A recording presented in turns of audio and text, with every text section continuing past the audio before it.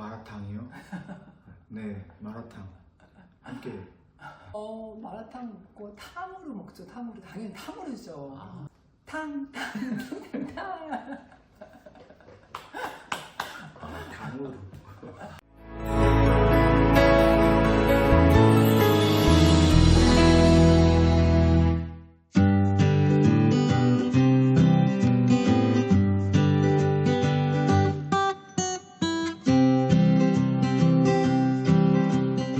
학과에 대한 소개는 우리 안세윤 교수님이 해주셔야 돼요. 왜냐하면 우리 학과 1회 졸업생이셔가지고 학과가 어떻게 생겼는지 뭐 이런 것도 다 이렇게 알고 계시죠. 네, 그렇습니다. 말 그대로 이제 심리 상담 치료라는 영역들이 다 포괄되어 있다 보니까 학과 명칭은 하나인데 그 안에서 여러 가지를 같이 공부하게 되죠. 그래서 상담 심리, 임상 심리, 예술 치료를 심리학이라는 학문적 베이스 안에서 그 세 개의 영역들에 대해서 함께 공부할 수 있어서 말 그대로 치료를 위한 심리적 접근들을 모두 배울 수 있는 학과라는 생각이 듭니다.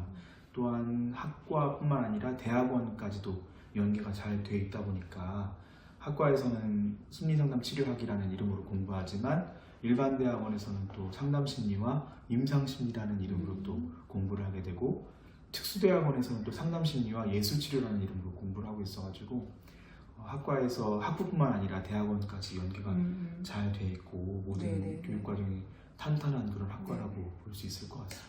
아니, 저는 그 대학마다 당연히 우리 그 심리 상담이나 심리학은 대학원을 가겠다고 하는 학생들이 많이 있으니까 각 대학마다 다 대학원이 있겠거니라고 생각을 했어요. 근데 지금 얼마 전에 이제 저희 대학원에 다른 학교의 학생이 이제 지원을 한 거예요. 그래서 너 왜 니네 학교 가지 우리 학교 아니냐고 물어봤더니 우리 학교에는 대학원이 없어요 이렇게 얘기하는 거죠. 그래서 제가 확인해 봤더니 실제로 학부에 뭐 심리상담 이런 관련된 학과가 있는데 대학원이 생긴 지가 얼마 안 됐거나 아니면 아예 없거나 이런 대학들이 되게 많이 있더라고요. 그래서 그런 학생들은 사실 진로를 더 심화시키려고 할 때 좀 어려움이 있죠. 그래서 저는 우리 학교의 가장 큰 장점 중에 하나가 아주 오랫동안 학부와 대학원이 만들어지고 또 체계를 갖추어 왔고 그리고 많은 졸업생들이 배출했다 이런 것들이 되게 큰 장점인 것 같아요. 그러고 보니까 벌써 25년이 됐네요. 학교 만들어진 지. 그러니까요. 25년 동안 꾸준하게 이렇게 그렇죠. 성장하고 그 안에서 여러 가지 시너지를 낼 수 있는 학과가 없을 텐데 학과 이름이 만들어진 이래 이런 걸 유지하고 있다는 것도 참 대단한 것 같습니다. 그죠.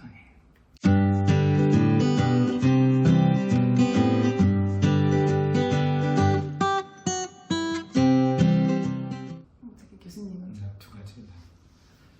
한 가지씩. 한 가지. 건양대학교 심리상담 치료학과의 장점은 바로 학생들인 것 같습니다. 그래서 우리 학과에 들어오는 학생들 그리고 들어와서 4년 동안 그 공부하고 훈련받은 학생들은 되게 신뢰롭고 믿을 수가 있는 거죠. 그래서 어떤 때에는 내가 저들의 그 지도 교수님께 되게 이렇게 자랑스럽고 그럴 때가 많이 있는 것 같아요. 그리고 우리 학생들이 졸업해서 현장에 나갔을 때 얘기를 많이 듣거든요. 어떻게 활동하는지. 그러면 다들 현장에서 어느 순간 자기의 자리를 찾고 그 안에서 전문성을 발휘하면서 이렇게 있더라고요. 그런 모습들을 보면서 우리 학교 학생들이 진짜 괜찮구나 이런 생각들을 계속 하게 되는 것 같습니다. 그리고 그 과정 내내 우리 얼마나 빡세요, 그죠? 우리 쉽지 않잖아요. 동아리도 해야 되고 비교과도 해야 되고 뭐 이런 되게 많거든요. 근데 그런 것들을 정말로 너무 효율적이고 유능하게 이렇게 해내는 모습들을 보여요. 그리고 중간에 어려움이 있으면 또 뭘 해결하기 위해서 지도 교수님 찾아와가지고 또 같이 문제 해결을 하고 하는 모습들을 보여서 되게 현명한 아이들이구나 라는 생각을 되게 많이 하는 것 같아요. 저도 비슷한 생각하는 것 같아요.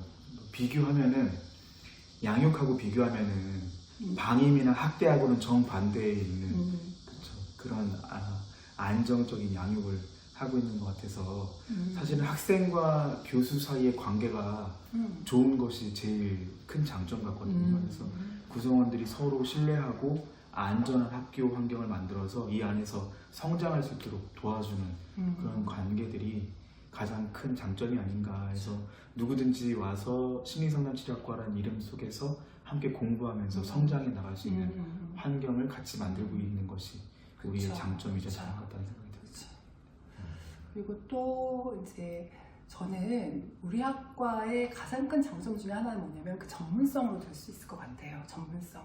그래서 우선 교수님들 각각이 다 전문가세요. 임상심리 전문가, 상담심리 전문가, 다들 전문가시고 뿐만 아니라 그 우리 교육 과정 자체도 아마도 저는 학생들한테 당당하게 얘기하는 게 여기 오기 전에 제발 좀 학과들의 커리큘럼을 좀 비교해 보시라. 그리고 난 다음에 어느 학과가 정말 제대로 된 학과인지 좀 선택을 했으면 좋겠다는 얘기를 하거든요.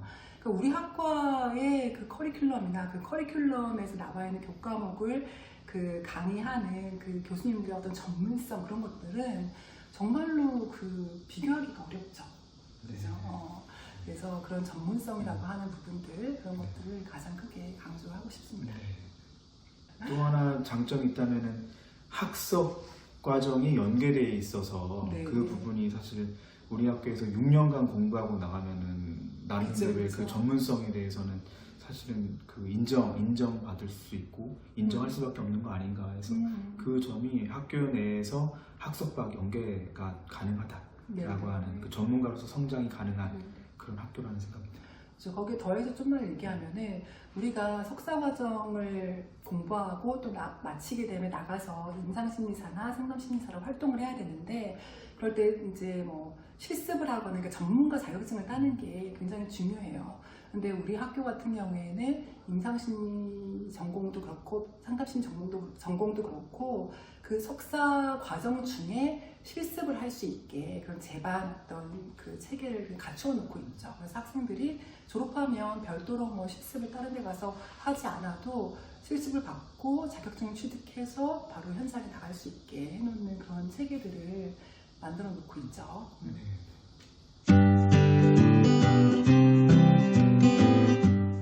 졸업 이후에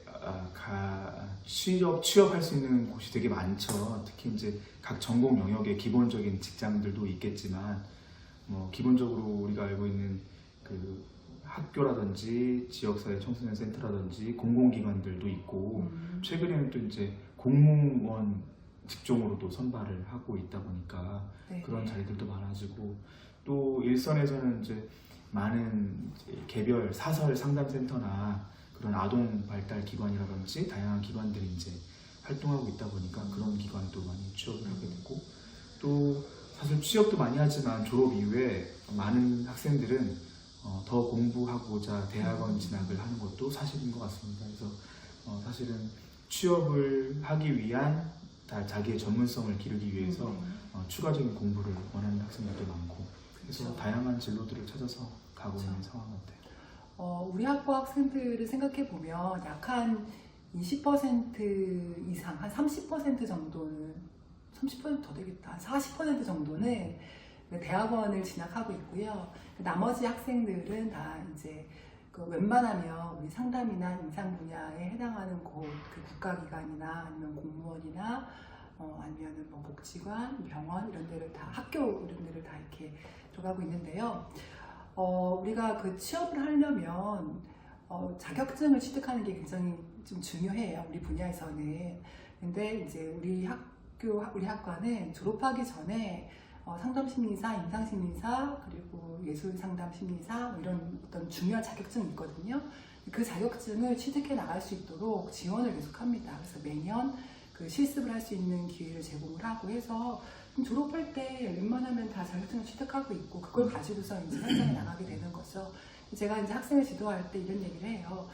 임상심리사와 청소년 상담사 두 개의 자격증을 가지고서 나가면 너는 네가 가고 싶은 곳을 골라서 갈 수 있다라고 얘기를 하기도 하거든요.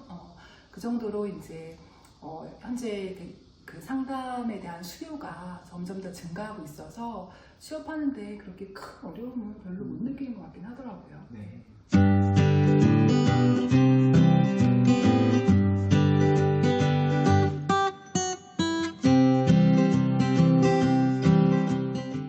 우선 심리학과와 심리상담 치료학과를 좀 구분을 해보면 심리학과는 심리학 그 심리학이라는 학문에는 아래에 하위 학문들이 되게 많이 있어요.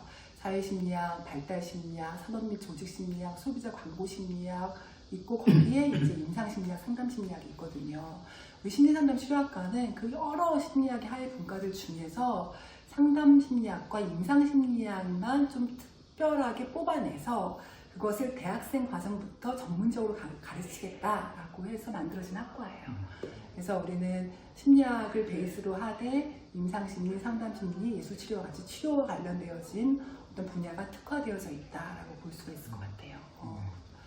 그리고 사회복지학과 같은 경우는 치료를 하는 학과는 아니죠. 거기는 조금 경제적으로 좀 어려움이 있거나 사회적으로 좀 소외되어진 집단들에 대해서 그들을 관리하고 그들의 어떤 생활을 지원해주고 하는 역할들을 하고 있는 것이어서 치료의 영역과는 좀 구별될 수 있는데 간혹가다 겹치는 영역들이 생기긴 해요. 뭐냐면 우리가 심리상담을 할 때 저소득층 계층에 대해서 심리상담을 하는 경우들이 있잖아요. 그런 경우에는 대상이 좀 겹치거나 하는 경우들이 있는데 기본적으로 학문적으로는 치료와 어떤 지원, 복지 이런 차원이기 때문에 이렇게 완전히 이렇게 구별되어지는 그런 학문이라고 볼 수 있죠. 맞아요. 저도 그냥 딱 하나의 기준으로 인간을 놓고 보면은 인간에 대한 구조와 기능, 관계를 이론적으로 설명하는 것은 심리학 분야고 인간을 돕기 위한 제도와 행정을 공부하는 것은 사회복지학 분야고 그다음에 인간이 가지고 있는 구조와 기능을 뛰어넘어서 그것이 인간으로서 어떻게 기능하고 관계하는지를 즉 응용심리학적으로 연구하는 것이 상담심리나 임상심리 같거든요. 그래서 하나의 대상을 놓고도 바라보는 관점이 좀 다를 텐데 이 상담심리나 임상심리학에 해당하는 이 분야는 응용심리학으로서 인간의 삶과 더 밀접한 관계가 있는 그런 것들을 개입하거나 치료하거나 조력하는데 좀 더 밀접하게 상호작용하는 학문이라는 생각이 듭니다. 인간이 가지고 있는 역량을 어떻게 하면 조금 더 이렇게 극대화시킬 수 있을지 혹은 인간이 원래 가지고 있는 역량들이 어떤 요인들에 의해서 조금 더 재기능하지 못할 수가 있거든요. 근데 그런 것들을 어떻게 하면 조금 더 회복시킬 수 있을지 그런 것들을 연구하고 또 개입하는 학문이 이제 임상과 상담심리학이라고 볼 수 있죠. 여러분 안녕. 자 여기는 마음이 가해요.